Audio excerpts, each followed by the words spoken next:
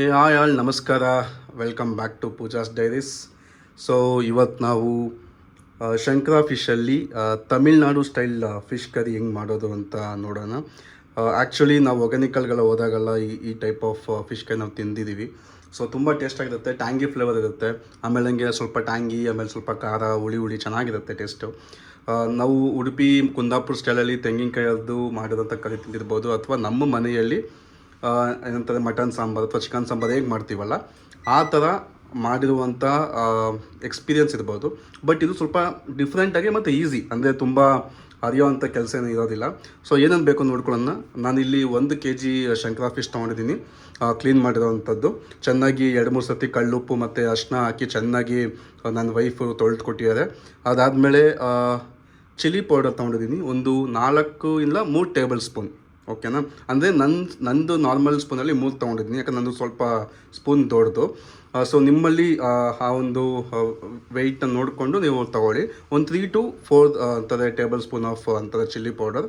ಅದಾದಮೇಲೆ ಧನಿಯಾ ಪೌಡ್ರ್ ತೊಗೊಂಡಿದ್ದೀನಿ. ಧನಿಯಾ ಹಿಂಗೆ ಅಂತಂದರೆ 1:2 ಇಲ್ಲ 1:1.5, ಅಂದರೆ ನೀವು 3 ಅಂಥದ್ದೇ ಟೇಬಲ್ ಸ್ಪೂನ್ ತೊಗೊಂಡಿದ್ದೀರ ಅಂದರೆ 5 ಟೇಬಲ್ ಸ್ಪೂನ್ ಧನಿಯಾ ಬರಬೇಕು. ಬಿಕಾಸ್ ಧನಿಯಾ ಹಾಕ್ದಷ್ಟು ನಿಮಗೆ ಥಿಕ್ನೆಸ್ ಬರುತ್ತೆ. ಯಾಕಂದ್ರೆ ನಾರ್ಮಲಾಗಿ ಈ ತಮಿಳ್ನಾಡು ಸ್ಟೈಲ್ ಅಂಥದ್ದು ಕರಿ ಮಾಡಬೇಕಾದ್ರೆ ಸ್ವಲ್ಪ ಥಿಕ್ನೆಸ್ ಇರಬೇಕು, ಅದಕ್ಕೋಸ್ಕರ.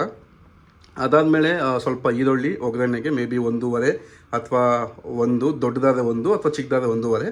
ಒಂದು ಮೇಲ್ಗಡೆ ನಿಮಗೆ ಒಂದು ಸಾಂಬಾರಲ್ಲಿ ಕಾಣ್ಬೋದು 4-5, ಬಿಕಾಸ್ ನಮ್ಮಮ್ಮ ನಾನು ಬಿಡಿಸಿಟ್ಟಿದ್ದು ನಾನು ಸ್ವಲ್ಪ ತೊಗೊಂಡಿದ್ದೀನಿ. ಅದಾದಮೇಲೆ 3 ಟೊಮೆಟೊನ ಪ್ಯೂರಿ ಮಾಡಿ ಇಟ್ಕೊಂಡಿದ್ದೀನಿ, ಚೆನ್ನಾಗಿ ಅರ್ದು. ಇಲ್ಲ ನೀವು ಕ್ಯೂಚ್ಕೋಬೋದು ಕೈಯಲ್ಲಿ. ಸೊ ನನಗೆ ಬೇಗ ಆಗಲಿ ಅಂದ್ಬಿಟ್ಟು ಪ್ಯೂರಿ ಮಾಡಿ ಇಟ್ಕೊಂಡಿದ್ದೀನಿ. ಅದಾದಮೇಲೆ 1 ಗಡ್ಡೆ ಅಂತಾರೆ ಬೆಳ್ಳುಳ್ಳಿ ಅಂತ ಸುಳ್ಳಿಟ್ಕೊಂಡಿದ್ದೀನಿ. ಒಂದು ಸ್ವಲ್ಪ ಕರಿಬೇವು, ಒಂದು 3 ಹಸಿಮೆಣ್ಸಿನ್ಕಾಯಿ ಇಟ್ಕೊಂಡಿದ್ದೀನಿ. ಬಿಕಾಸ್ ಇಲ್ಲಿ ಚಿಲ್ಲಿ ಪೌಡರ್ ನಾವು ಯೂಸ್ ಮಾಡಿದ್ದೀನಿ, ಹಸಿಮೆಣ್ಸಿನ್ಕಾಯಿ ನೋಡ್ಕೊಂಡು ಯೂಸ್ ಮಾಡಿ. ಆಮೇಲೆ ಹಂಗೆ ರುಚಿಗೆ ತಕ್ಕಂಥ ಸಾಲ್ಟ್ ಯೂಸ್ ಮಾಡಲೇಬೇಕು. ಅದಾದಮೇಲೆ ಲಾಸ್ಟ್ ಹುಣಸೆಹಣ್ಣು ಮೇಯ್ನ್ ಆ್ಯಕ್ಚುಲಿ ಆ ಒಂದು ಟ್ಯಾಂಗಿ ಫ್ಲೇವರ್ ಬರೋದಕ್ಕೆ. ಒಂದು ನಿಂಬೆಹಣ್ಣು ಗಾತ್ರದ ಅಂಥದ್ದೇ ಒಂದು ಹುಣಸೆಹಣ್ಣು ಗಡ್ಡೆ ತೊಗೊಂಡು ನೀರು ಹಾಕಿ ಒಂದು ಅರ್ಧ ಗಂಟೆ ನೆನೆಸಿಟ್ಕೊಂಡಿದ್ದೀನಿ. ಸೊ ಇವಾಗ ನಾವು ಮಸಾಲೆಗೆ ಹೋಗೋಕ್ಕಿಂತ ಮುಂಚೆ, ಅಂದರೆ ನಾವು ಮಸಾಲೆ ಪ್ರಿಪೇರ್ ಮಾಡೋಕ್ಕಿಂತ ಮುಂಚೆ ಕೆಲವೊಂದು ಇನ್ಫಾರ್ಮೇಷನ್ ಹೇಳ್ತೀನಿ ಕೇಳಿ. ನಾನು ಇಲ್ಲಿ ನಿಮಗೆ ಇದು ಸೋಂಪು ಲೈಕ್ ಮೆಂತ್ಯ ಅದೆಲ್ಲ ನಾನು ತೋರಿಸ್ತಿಲ್ಲ, ಬಿಕಾಸ್ ನಾನು ಅಡುಗೆ ಮಾಡಬೇಕಾದ್ರೆ ತೋರಿಸ್ಕೊತೀವಿ. ಎಣ್ಣೆ ಅದೆಲ್ಲ ಎಸೆನ್ಷಿಯಲ್ಲು, ನಿಮಗೆ ಗೊತ್ತಿರುತ್ತೆ ಯಾವುದೇ ಅಡುಗೆ ಮಾಡಬೇಕಾದ್ರೂ ಅದು ನಾವು ಅಲ್ಲಿ ಆ ಟೈಮಲ್ಲಿ ಹಾಕ್ಕೋಬೇಕು. ನಾನು ಅಲ್ಲಿ ಹೇಳ್ಬೇಕಾದ್ರೆ ಎಷ್ಟು ಕ್ವಾಂಟಿಟಿ ಅಂತೇಳಿ ಹೇಳ್ತೀನಿ. ಕೊತ್ತಂಬರಿ ಲಾಸ್ಟಲ್ಲಿ ಹಾಕ್ಕೋಬೇಕು ಫಿಶ್ ಹಾಕಬೇಕಾದ್ರೆ, ಸೊ ಅದು ನಾನು ಲಾಸ್ಟಲ್ಲಿ ಹಾಕ್ಕೋತೀನಿ. ಇದನ್ನು ಬಿಟ್ಟು ಬೇರೆ ಯಾವುದು ಮೇಜರ್ ಐಟಮ್ಸ್ನ ಅಥವಾ ಇಂಗ್ರೀಡಿಯೆಂಟ್ಸ್ನ ಆ್ಯಡ್ ಮಾಡಿಲ್ಲ. ಇದೇ ಸಿಂಪಲ್ ಆ್ಯಂಡ್ ಈಸಿ ಮೆಥಡು, ಓಕೆನಾ. ಸೊ ಇವಾಗ ಹೋಗಿ ಒಲೆ ಹಚ್ಚೋಕ್ಕಿಂತ ಮುಂಚೆ ನಾವೇನು ಮಾಡಬೇಕು ಅಂತಂದರೆ, ಫಸ್ಟು ಮಸಾಲೆ ನೀರನ್ನ ರೆಡಿ ಮಾಡಬೇಕು. ಹೊಸ್ದಾಗಿ ಕೇಳಿಸ್ತಾ ಇದೆಯಲ್ಲ ಮಸಾಲೆ ನೀರು ಅಂತ, ಅದೇನು ಅಂತ ತೋರಿಸ್ಕೊಡ್ತೀನಿ ನೋಡಿ. ಫಸ್ಟು 1 ಲೀಟ್ರ್ ನೀರು ತೊಗೊಂಡಿದ್ದೀನಿ. ಅಂದರೆ ನಿಮಗೆ ಸಾಂಬಾರು ಯಾವ ಥರ ಬೇಕೋ ಆ ಒಂದು ಮಟ್ಟಕ್ಕೆ ನೀರು ತೊಗೊಳ್ಳಿ. ಅಂದರೆ ಇವಾಗ ಸಾಂಬಾರು ನಾವು ಎಷ್ಟು ತೊಗೋತೀವಿ, 1 ಲೀಟ್ರ್ ತೊಗೋತೀವಿ ಅಂದರೆ ಒಂದು 750 ml ನಮಗೆ ಅಂತಾರೆ ಬರುತ್ತೆ. ಯಾಕೆ ಅಂತಂದರೆ ಒಂದು ಅಟ್ಲೀಸ್ಟ್ ಒಂದು 1/4 ಲೀಟ್ರ್ ಕುದ್ದು ಅಂತಾರೆ ಇದಾಗಬೇಕು, ಆವಾಗಲೇ ನಮಗೆ ಟೇಸ್ಟ್ ಗೊತ್ತಾಗೋದು. ಸೊ ಇವಾಗ ನಾವು ಫಸ್ಟು ಚಿಲ್ಲಿ ಪೌಡ್ರ್ ಹಾಕ್ತೀವಿ. ಅದಾದಮೇಲೆ ಧನಿಯಾ. ಸೊ ಇಲ್ಲಿ ನಮಗೆ ಬೇಕಾಗಿರುವಂಥ ಹಸಿಮೆಣಸಿನ್ಕಾಯಿ ಮತ್ತು ಕರಿಬೇವಿದೆ, ಸೊ ಕರಿಬೇವನ್ನು ಹಾಕಿ. ಅದಾದಮೇಲೆ ಸೊ ಈ ಥರ ಮುರಿದುಬಿಟ್ಟು ಹಸಿಮೆಣಸಿನ್ಕಾಯಿ ಹಾಕಿ, ಏನು ಕಟ್ ಮಾಡೋದಲ್ಲ ಅಂತ ಬೇಕಾಗಿಲ್ಲ. ಅದಾದಮೇಲೆ ಕ್ಯೂಚಿಟ್ಕೊಂಡಿರೋವಂಥ ಇದು ಹುಣಸೆಹಣ್ಣು ನೀರು ಚೆನ್ನಾಗಿ ಕ್ಯೂಚಿಟ್ಕೊಂಡಿದ್ದೀವಿ. ಅದಾದಮೇಲೆ ಉಪ್ಪು. ಸೊ ಉಪ್ಪು ನಾನು ನೋಡಿದಷ್ಟು 1 ಸ್ಪೂನ್ ತೊಗೋತಾಯಿದ್ದೀನಿ ಇಲ್ಲಿ, ಜೊತೆಗೆ ಒಂದು ಅರ್ಧ, ಓಕೆನಾ. ಸ್ವಲ್ಪ ಟೇಸ್ಟ್ ನೋಡ್ಕೊಂಡು ಆಮೇಲೆ ಹಾಕ್ಕೊಳ್ಳೋಣ. ಇದೆಲ್ಲ ಮಾಡಾದ್ಮೇಲೆ ಕ್ಲೀನಾಗಿ ಕೈ ತೊಳೆದಿರ್ತೀರ, ಕೈಯಲ್ಲೇ ಕ್ಯೂಚಿ, ಸ್ಪೂನಲ್ಲಿ ಏನು ಬೇಕಾಗಿಲ್ಲ. ಸೊ ಇದನ್ನು ಮಸಾಲೆ ಹಳೆ ಕಾಲದಲ್ಲಿ ನಮ್ಮ ಅಜ್ಜಿಂದಿರು ಎಲ್ಲ ಮಾಡ್ತಾಯಿದ್ದ ಪ್ರೋಸೆಸ್, ಇದರಲ್ಲಿ ಏನೂ ಚೇಂಜಸ್ ಇಲ್ಲ. ಚೆನ್ನಾಗಿ ಕ್ಯೂಚ್ಕೊಳ್ಳಿ ಅಷ್ಟೇ. ಕ್ಯೂಚ್ಕೊಂಡು ನೋಡಿ, ಸಿಂಪಲ್ ಸ್ಟೆಪ್ಸ್ ಮುಗ್ದೋಯ್ತು. ಸೊ ಇವಾಗ ಮಸಾಲೆ ರೆಡಿ ಆಯಿತು. ನೀವು ಮಿಕ್ಸಿಗೆ ಹಾಕೊಂಡು ರುಬ್ಕೊಂಡಿಲ್ಲ, ಏನೂ ಮಾಡಿಲ್ಲ. ಇದನ್ನು ಉಪ್ಪು ಗಿಪ್ಪಲ್ಲಿ ಹಾಕಿದ್ದೀವಲ್ಲ, ಚೆನ್ನಾಗಿ ನಿಂತ್ಕೊಳ್ಳೋಕೆ ಬಿಟ್ಬಿಡಿ. ಅದಾದಮೇಲೆ ಏನು ಮಾಡಿ, ಇದನ್ನು ಪಕ್ಕಕ್ಕೆ ಇಟ್ಬಿಟ್ಟು ನೀವು ಸ್ಟವ್ ಹತ್ರ ಬನ್ನಿ. ಈಗ ಸ್ವಲ್ಪ ಆಯಿಲ್ ಹಾಕ್ಕೊಳ್ಳೋಣ. ಒಂದಿಷ್ಟಾದರೂ ಬೇಕೇ ಬೇಕು ಎಣ್ಣೆ, ಕ್ಲೀನಾಗಿ ಅಟ್ಲೀಸ್ಟು ಸ್ವಲ್ಪ ಹಾಕ್ಕೊಳ್ಳಿ. ಮೇ ಬಿ ಒಂದು 100 ml ಅಂತ ಅಂದ್ಕೊಳ್ಳಿ. ಸೊ ಇದಾದಮೇಲೆ ಒಂದು ಸ್ವಲ್ಪ ಮೆಂತ್ಯ ಕಾಳು, ಒಂದು ಸ್ವಲ್ಪ ಜಾಸ್ತಿ ಬೇಡ, ಇಷ್ಟು ಸಾಕು ನನ್ನ ಪ್ರಕಾರ. ಒಂದು 1/4 ಟೇಬಲ್ ಸ್ಪೂನು ಸೋಂಪು ಮನೇಲಿದ್ದರೆ ಒಂದು ಸ್ವಲ್ಪ ಹಾಕಿ, ಓಕೆನಾ. ಹಾಕ್ಬಿಟ್ಟು ಸ್ವಲ್ಪ ಬೇಯಕ್ಕೆ ಬಿಡಿ. ಇವಾಗ ಈರುಳ್ಳಿ ಕಟ್ ಮಾಡಿದ್ವಲ್ಲ ಅದು ಸ್ವಲ್ಪ ಚೆನ್ನಾಗಿ ಫ್ರೈ ಆಗಲಿ.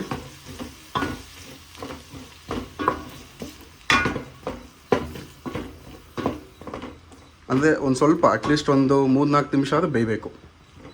ಸೊ ಬೇಯ್ದಾಗ ನಮಗೆ ಒಳ್ಳೆ ಫ್ರಾಗ್ನೆನ್ಸ್ ಕೊಡುತ್ತೆ ಸಾಂಬಾರಿಗೆ. ಸೊ ಚೆನ್ನಾಗಿ ಬೇಯಲಿ, ಓಕೆನಾ. ಇದು ಜೊತೆಗೇ ನೀವು ಬೆಳ್ಳುಳ್ಳಿ ಅಂತ ಏನು ಸುಳ್ಳಿಟ್ಕೊಂಡಿದ್ದೀವಲ್ಲ ಅದನ್ನು ಹಾಕ್ಬಿಡಿ. ಹಾಕಿ ಚೆನ್ನಾಗಿ ಫ್ರೈ ಮಾಡ್ಕೊಳ್ಳಿ. ಈ ಈರುಳ್ಳಿ ಮತ್ತು ಬೆಳ್ಳುಳ್ಳಿದ ಘಮ ಇರುತ್ತಲ್ಲ ಅದು ಚೆನ್ನಾಗಿ ಬರುತ್ತೆ. ನಿಮ್ಗೆ ಅದನ್ನು ಸೆನ್ಸ್ ಮಾಡ್ಬೋದು, ಆ ಸ್ಮೆಲ್ನ.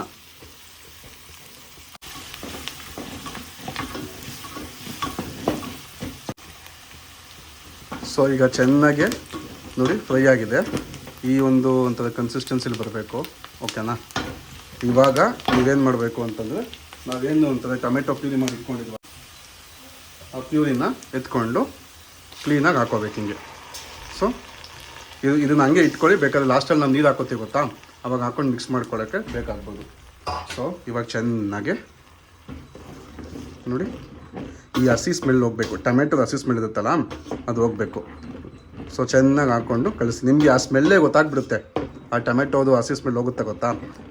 ಆವಾಗಲೇ ಸಖತ್ತಾಗಿ ನೋಡಿ ಎಣ್ಣೆಯಲ್ಲಿ ಆಲ್ರೆಡಿ ಅಂತದ ತೇಳ್ತಾ ಇದೆ. ಇದಾದಮೇಲೆ ನಾವು ಅರ್ದಿನ ಮಸಾಲೆ ಇದೆಯಲ್ಲ, ಅಂದರೆ ಕೈಯಲ್ಲಿ ಮಿಕ್ಸ್ ಮಾಡ್ಕೊಂಡಿರೋಂಥ ಮಸಾಲೆ, ಅದನ್ನು ಹಾಕ್ಬಿಟ್ಟು ಕುದಿಸ್ಬಿಟ್ಟು ಫಿಶ್ ಹಾಕಿದ್ರೆ ಸಾಂಬಾರು ರೆಡಿ, ಓಕೆನಾ. ಇವಾಗ ಟೊಮೆಟೊ ಎಲ್ಲ ಹಸಿ ವಾಸನೆ ಹೋಗಿದೆ. ಇವಾಗ ನಾವು ಈ ಅಂಥದ್ದು ಮಸಾಲೆ ರೆಡಿ ಮಾಡಿ ಇಟ್ಕೊಂಡಿದ್ವಲ್ಲ ನೀರಲ್ಲಿ, ಅದನ್ನು ನೋಡಿ ಕ್ಲೀನಾಗಿ ಇಲ್ಲಿ ಬಗ್ಗಿಸ್ಕೊತಾ ಇದ್ದೀನಿ.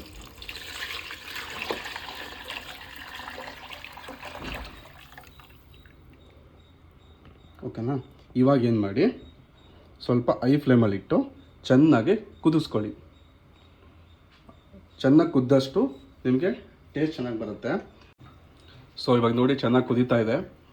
ಸೊ ಈ ಥರ ಕುದಿಬೇಕು. ಆ ಕಲರ್ ನೋಡಿ ನಿಮ್ಗೆ ಗೊತ್ತಾಗ್ಬಿಡುತ್ತೆ ಎಷ್ಟು ರೆಡ್ಡಿಶಾಗಿ ಬಂದಿದೆ ಅಂತ. ಸೊ ಇದೆಷ್ಟು ಕುದಿಯುತ್ತೆ ಗೊತ್ತಾ, ಆ ಹಸಿ ಸ್ಮೆಲ್ ಹೋಗಬೇಕು. ಆ ಧನಿಯಾ ಪುಡಿದು, ಚಿಲ್ಲಿ ಪೌಡರ್ದು, ಹಸಿಮೆಣ್ಸಿನ್ಕಾಯಿದು, ಕರಿಬೇವ್ದು ಎಲ್ಲ ಹೋಗಿ ಆ ಎಣ್ಣೆ ಬಿಡುತ್ತೆ, ಓಕೆನಾ. ಆ ಎಣ್ಣೆ ಬಿಟ್ಟ ಟೈಮಲ್ಲಿ ನಾವು ತೊಳೆದಿಟ್ಕೊಂಡಿರೋಂಥ ಶಂಕರ ಫಿಶ್ನ ಹಾಕ್ತಾಯಿದ್ದೀವಿ.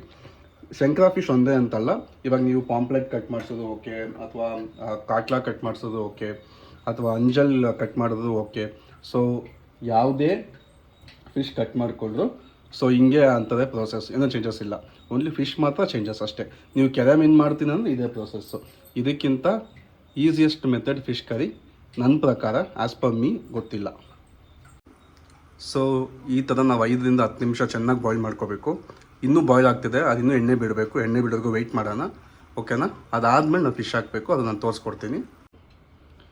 ಸೊ ಇವಾಗ ನೋಡ್ಬೋದು ಚೆನ್ನಾಗಿ ಕುದ್ದು ಎಣ್ಣೆ ಬಿಟ್ಟಿದೆ. ನಾನು ಸ್ವಲ್ಪ ಇವಾಗ ಸಿಮೆಂಟ ಮಾಡ್ಕೊಂಡಿದ್ದೀನಿ. ಇವಾಗ ನಾವು ಕಟ್ ಮಾಡಿರೋ ಫಿಶ್ನ ಒಂದೊಂದೇ ಹಾಕ್ಕೊಳ್ಳೋಣ.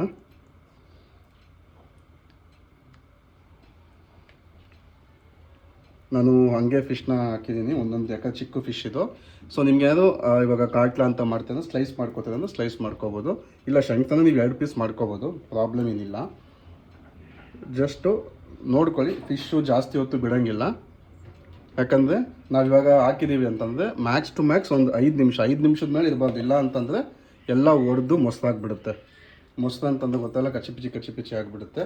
ಸೊ ಅದಕ್ಕೋಸ್ಕರ ಫಿಶ್ ಇವಾಗ ನೋಡಿ ಕ್ಲೀನಾಗಿ ಅಪ್ಡೇಟ್ ಅಂತದ ಮುಳುಗಬೇಕು. ಸೊ ಪ್ರೆಸ್ ಮಾಡಿ ಹಿಂಗೆ, ಓಕೆನಾ. ಸೊ ನೋಡಿ ಇದೆಲ್ಲ ಪ್ರೆಸ್ ಆದಮೇಲೆ ನೀರು ಬಿಟ್ಕೊಳ್ಳುತ್ತೆ ಫಿಶ್ಶು. ಅದಕ್ಕೆ ನಾನು ಅಂದಿದ್ದು ಸ್ಟಾರ್ಟಿಂಗಲ್ಲಿ ಗಟ್ಟಿ ಮಾಡ್ಕೊಳ್ಳಿ ಅಂತಂದರೆ ಗಟ್ಟಿ ಇರಬೇಕು ಅಂತ. ಇವಾಗ ಸ್ವಲ್ಪ ಮೀಡಿಯಮ್ ಅಂತದ ಇಟ್ಕೊಂಡು ಲಿಡ್ನ ಕ್ಲೋಸ್ ಮಾಡಿ. ಸೊ ಇದನ್ನು ಕ್ಲೋಸ್ ಮಾಡಿಬಿಟ್ಟು ಒಂದು ಆಗಲಿ 5 ನಿಮಿಷ, 5 ನಿಮಿಷದಲ್ಲಿ ಆಫ್ ಮಾಡಿ ಇಟ್ಬಿಡಿ. ಯಾಕಂದರೆ 5 ನಿಮಿಷದ ಮೇಲೆ ಹೋಯ್ತು ಅಂತಂದರೆ ಫಿಶ್ಶು ತುಂಬ ಬೆಂದು ಒಡೆದೋಗುತ್ತೆ, ಓಕೆ. ಇವಾಗ 5 ನಿಮಿಷ ಅಂತದ ಆಗಿದೆ. ಸೊ 5 ನಿಮಿಷ ಆದಮೇಲೆ ನೋಡಿ ಫಿಶ್ಶು ಹೆಂಗೆ ಬೆಂದಿದೆ ಅಂತ. ಅದಾದಮೇಲೆ ಗ್ರೇವಿ ನೋಡಿ ನಾನು ಹೇಳ್ದಂಗೆ ನೀರು ಬಿಟ್ಕೊಂಡಿದೆ. ಸೊ ನಮ್ಮದು ಫಿಶ್ ಇವಾಗ ಸಾಂಬಾರು ರೆಡಿ ಇದೆ. ಲಾಸ್ಟ್ ಕ್ಲೈಮ್ಯಾಕ್ಸು ಕೊತ್ತಂಬರಿ ಸೊಪ್ಪನ್ನ ಹಿಂಗೆ ಉದುರಿಸ್ಬಿಟ್ಟು ಜಸ್ಟ್ ಒಂದು 5 ನಿಮಿಷ ಹಂಗೆ ಬಿಟ್ಟಾದಮೇಲೆ ನೀವು ಸರ್ವ್ ಮಾಡೋಕ್ಕೆ ರೆಡಿ ಇದೆ.